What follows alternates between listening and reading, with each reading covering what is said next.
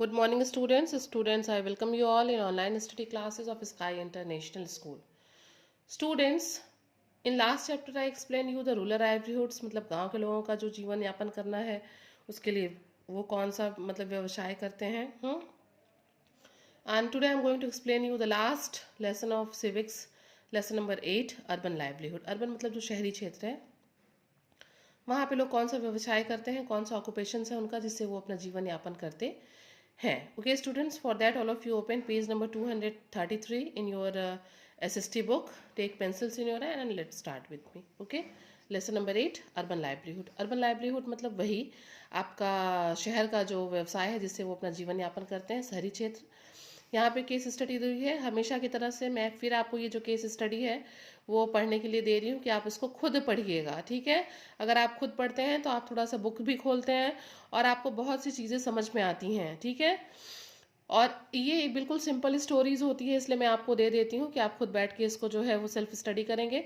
यहाँ पे आपको एक बिजी स्ट्रीट के बारे में बताया गया है. जैसे आप सामान्यतः सड़क पे निकलते हैं and always you see that so many shops are there on the sides of the roads.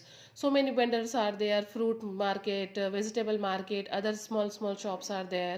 Vendors are roaming here and there. Some plastic shops are there. Few people you have seen that they are sitting on roadsides and they are selling some things. So all these things are described over in this case study very nicely. You can see the flower sellers also. So you just read the case study yourself and enjoy this case study. तो all of you turn the page and come on 234. Life on the streets, सड़कों पे जो जीवन है आप देखिए. Life on the streets just like this rickshaw puller, thousands of other people come to the city with dreams of earning a livelihood that will increase their income. They do various kinds of work like. देखिए गांव से शहर में बहुत से लोग आते हैं. हजारों लोग जो है वो शहर की तरफ आते हैं. क्या सोच के आते हैं? वो पैसे कमाने के लिए, अपना जीवन यापन करने के लिए पैसे कमाने के लिए शहर आते हैं ताकि जो उनकी इनकम है वो कुछ बढ़ सके. They do various kinds of work like. वो बहुत सा काम करते हैं, सिर्फ रिक्शा चलाने का ही काम नहीं करते हैं. ये एक पिक्चर है जो शो किया जा रहा है कि ये भी एक काम है. इसके अलावा भी लोग गांव से शहरों में आके अपनी इनकम को इंक्रीज करने के लिए बहुत सा काम करते हैं. Pulling cycle rickshaw and selling vegetable and other things. वो शहर में आते हैं, रिक्शा चलाते हैं और भी क्या करते हैं, सब्जियां बेचते हैं और भी बहुत सा काम करते हैं.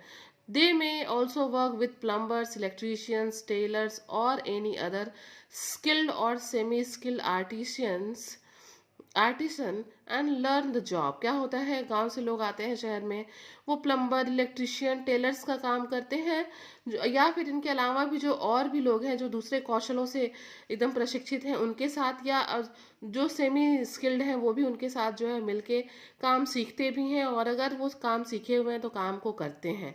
Later they can report to a shop regularly so that they get regular customers. बहुत बार ये जो लोग होते हैं ये किसी दुकान से अपने आप को कनेक्ट कर लेते हैं ताकि उनको डेली ही कुछ ना कुछ काम मिल जाए. However, most often they work on their own. ठीक है, some people choose to set up small shops on carts और on plastic sheet spread on the pavements. बहुत बार आप लोगों ने देखा होगा कि बहुत से लोग होते हैं वो क्या करते हैं, ठेले पे अपनी दुकान लगा के खुद ही उसको जो है अपनी छोटी दुकान बना लेते हैं और चीज़ों को बेचते हैं. या कभी अगर आप मेले में गए हों या बड़े शहर आप किसी मार्केट में गए हो तो देखिए रोड साइड में लोग साइड में प्लास्टिक शीट्स बिछा के भी सामान को पेवमेंट्स में बेचते रहते हैं. They also provide services such as key making और repairing cycles, umbrellas, pressure cookers. यहाँ ये भी चीज़ आप लोगों ने अपनी डेली लाइफ में देखी होगी. कुछ लोग चाबी बनाने का काम करते हैं, साइकिल रिपेयर करते हैं, पंचर बनाते हैं, अम्ब्रेला अगर टूट गया है तो उसको बनाते हैं, और प्रेशर कुकर वगैरह बनाने का भी काम लोग करते हैं. But these people can be cleared of the streets by the police at any time. अगर इनकी खुद की दुकान नहीं है, अगर लीगल नहीं है, तो किसी भी समय पे क्या होता है, प्रशासन इनको इनकी जगह से हटा सकता है. ओके स्टूडेंट्स, ये आपको बता रहा है कि लोग अपने इनकम को इंक्रीज करने के लिए कौन कौन सा व्यवसाय शहरों में करते हैं. Students, one more case study is given over here, तो go through this case study. अभी पीछे वाले में आपने पढ़ा कि एक मार्केट प्लेस का था, मुझे लगता है बिजी स्ट्रीट का था केस स्टडी। ये एक सिटी मार्केट का है, उसके बारे में यहाँ आपको एक्सप्लेन करेगा। All of you come on page number 235, a visit to the office area. ठीक है, यहाँ पे जब आप पढ़ेंगे तो आपको इस केस स्टडी में वृंदा मिलेगी सिटी मार्केट वाले में, और स्मिता मिलेगी, जो दोनों क्या है, कज़न है, और एक कज़न अपने दूसरे कज़न के यहाँ घूमने आई है। The next evening they went to see Vrinda's elder sister's office. अगले दिन क्या होता है कि जो स्मिता है वो वृंदा की बड़ी बहन को ऑफिस देखने के लिए जाती है। From where they had decided to visit a slum. उस ऑफिस के बाद वो डिसाइड करते हैं कि वो जो है स्लम एरिया में जाएंगे। Vrinda's sister Trisha worked for an NGO named Prayas. जो वृंदा की बहन है उसका नाम क्या है, त्रिशा, और वो एक एनजीओ में काम करती है जिस एनजीओ का नाम क्या है, Prayas. It was an organisation run by a trust which worked for the welfare of women and children living in the slum. ये जो एक संगठन है जो एक ट्रस्ट चलाता है, जो ये प्रयास संगठन है, इसको एक ट्रस्ट चलाता है जिसका काम क्या है, वुमेन एंड चिल्ड्रन के वेलफेयर में काम करना, हित में काम करना, जो उस स्लम में रहते हैं। दे टुक अ बस टू रीच त्रिशाज ऑफिस। क्या होता है, जो स्मिता है और वृंदा है वो बस पकड़ते हैं त्रिशा के ऑफिस जाने के लिए। In the area where the office was located there were numerous buildings. जहाँ पे त्रिशा का ऑफिस है वो जो एरिया है वो बहुत ही क्राउडेड एरिया है, वहाँ बहुत ढेर सारे बिल्डिंग्स हैं।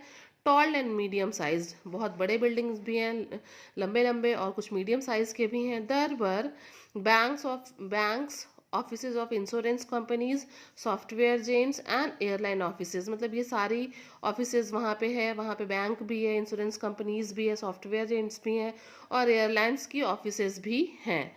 Trisa worked as a coordinator and was in charge of various activities related to the welfare of the slum dwellers। क्या है, जो त्रिशा है वो अपने जो अपना जहाँ काम करती है उस एनजीओ की कोऑर्डिनेटर भी है, और बहुत सी चीज़ों की वो इंचार्ज भी है जो उन स्लम ड्वेलर्स के जो है वेलफेयर में काम करता है।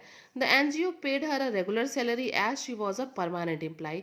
चूँकि जो त्रिशा है वो एनजीओ की परमानेंट एम्प्लॉय है, इसलिए उसको क्या होता है, रेगुलर सैलरी मिलती है टाइम टू टाइम, हर महीने।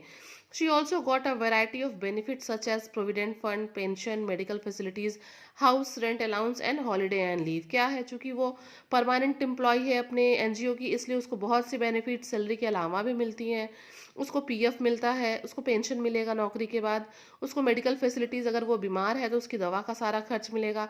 हाउस रेंट अलाउंसेस का मतलब होता है उसको घर में रहने के लिए घर का भाड़ा भी मिलेगा।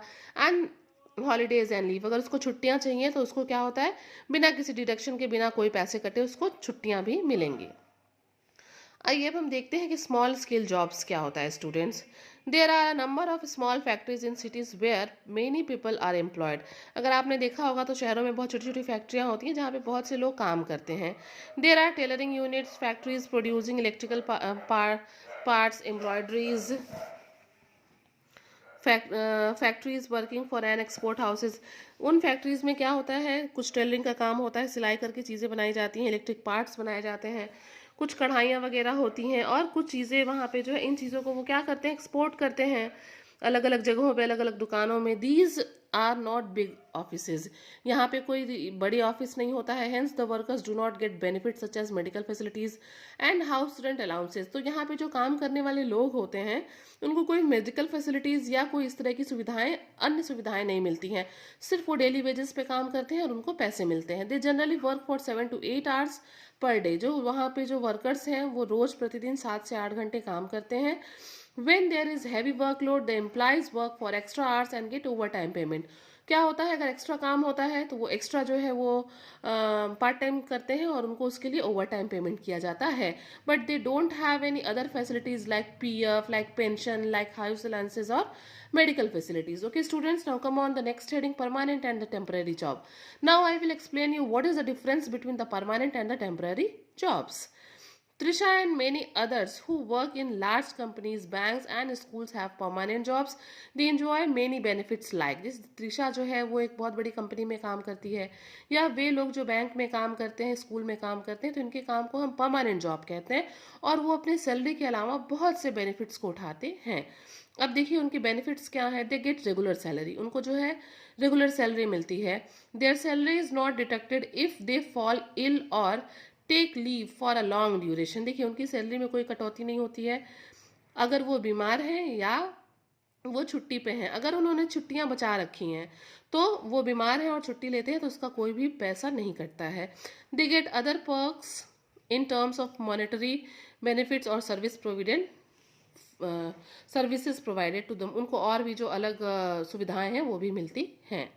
However, casual workers such as those who work in export houses or construction sites can be said to be doing temporary job. इसके अलावा जो लोग कैजुअल वर्कर्स जो लोग होते हैं, जो दिहाड़ी पे काम करते हैं, किसी कंस्ट्रक्शन साइट्स पे काम करते हैं, एक्सपोर्ट हाउसेस में काम करते हैं, उनका जो काम होता है वो टेम्पररी जॉब्स है और इसके लिए कोई उनको जो है अदर बेनिफिट्स नहीं मिलते हैं। अब हम देखते हैं, they do not have any job security, they get job only when the employees need them.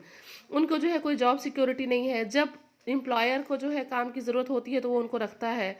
Sometimes during certain seasons और during various festivals they are needed, but when there is less work they are asked to leave. बहुत बार क्या होता है, जब कोई festival का time होता है और ज़रूरत होती है फैक्ट्रीज को, तो वो उनको काम पे रखते हैं और जब काम खत्म हो जाता है तो वो उनको निकाल देते हैं। They get wages on a daily basis if they work for 8 hours और मोर। वो जो डेली बेसिस पे काम करते हैं, 7 से 8 घंटे काम करते हैं और पैसे लेते हैं। They do not get any wages for the days they take leave or if they have not work for some reasons. अगर काम नहीं है या उन्होंने छुट्टियां ली हैं तो उनको कोई पैसे नहीं मिलते हैं।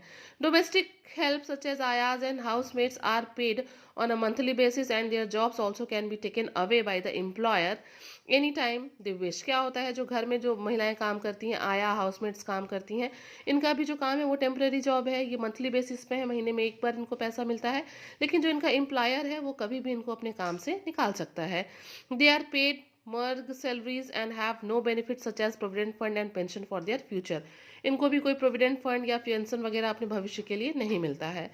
Construction workers also work for 8 hours or so and are paid around 60 to 80 a day in India. क्या होता है, जो कंस्ट्रक्शन साइट्स पे लोग काम करते हैं वो भी 7 से 8 घंटे काम करते हैं और उनको 60 to 80 रुपीज़ अराउंड मिलता है। They get no extra payment, उनको कोई एक्स्ट्रा पेमेंट नहीं मिलता है फॉर देयर मेडिकल एक्सपेंसेस, अपनी दवा के लिए या घर के किराए के लिए। And can बेयरली save any money for future. और क्या होता है, बहुत कम पैसे मिलने की वजह से ये अपने भविष्य के लिए पैसे को बचा नहीं पाते हैं। The day they are on leave they do not earn anything. जिस दिन वो छुट्टी पे हैं या जिस दिन फैक्ट्री के पास काम नहीं है उस दिन के लिए उनकी कोई दिहाड़ी नहीं बनती है। Many cannot afford permanent accommodations and have to sleep on pavements and cook and live on the road। बहुत बार क्या होता है, अगर आदमी कम पैसा कमाता है तो वो अपने लिए किराए पे घर भी नहीं ले पाता है, वो कंस्ट्रक्शन साइट्स पे काम करता है और सड़क पे खाना बनाता है और सोता है। Their children are seldom sent to school. और बहुत बार वो अपने बच्चों को शिक्षा भी नहीं दे पाता है। Students now turn the page and come on page number 236 and the next heading is migration. देखिए मिग्रेशन क्या है। The movement of a large number of people from one place to another is called migration. क्या होता है, बहुत बड़ी संख्या में लोग एक जगह से दूसरी जगह जाते हैं। ठीक है, क्या करने जाते हैं, पैसे की तलाश में, एम्प्लॉयमेंट की तलाश में, रोजगार की तलाश में। वैसे एक जगह से दूसरी जगह जाने को ही मिग्रेशन कहते हैं हम, चाहे रीजन जो भी हो। There is a large scale migration of people from rural to urban areas every day.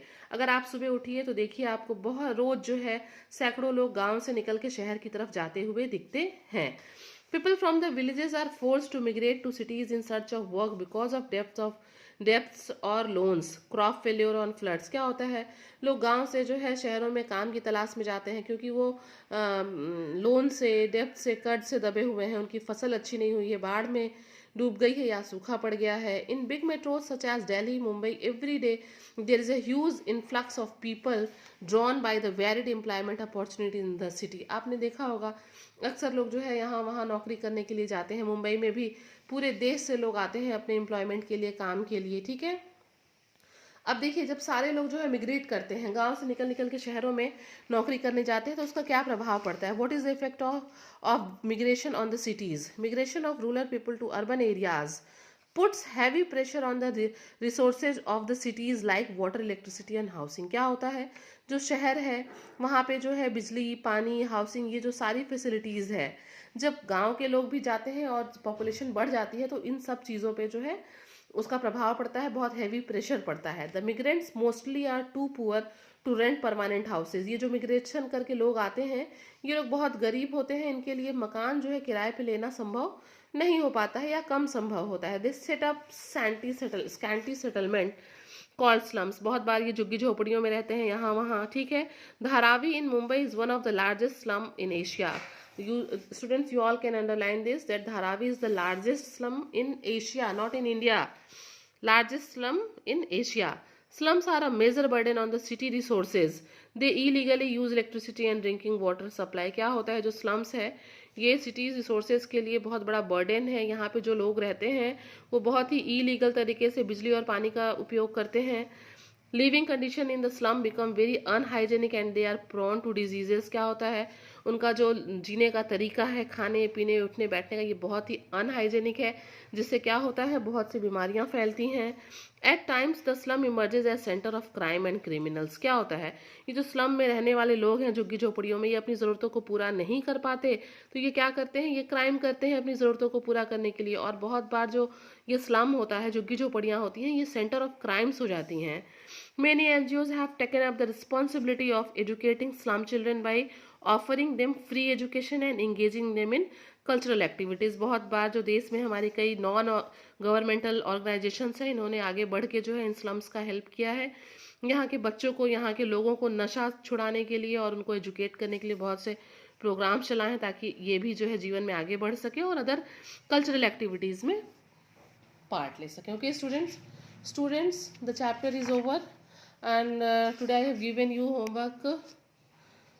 Two case studies are here, a busy street, and the another one is on page number 231, the city market. So you all are advised to just go through the case study. I hope you all will enjoy all these case studies. Till then, you all just stay your home and stay safe. Thank you.